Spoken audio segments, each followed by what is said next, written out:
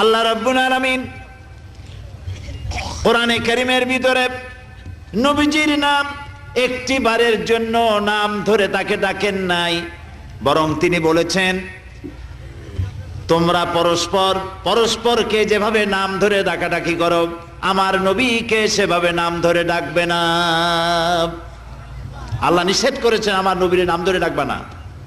সুবহানাল্লাহি ওয়া বিহামদিহি। এই পৃথিবীতে যত নবী আসছেন সমস্ত নবীরা হলেন এলাকা ভিত্তিক নবী, অঞ্চল ভিত্তিক নবী। এক এক এলাকার, নূহ আলাইহিস সালাম এক এলাকার, মুসা আলাইহিস সালাম আলাক এলাকার, দাউদ আলাইহিস সালাম আরাক এলাকার, এরকম এলাকা ভাগ ভাগ করা।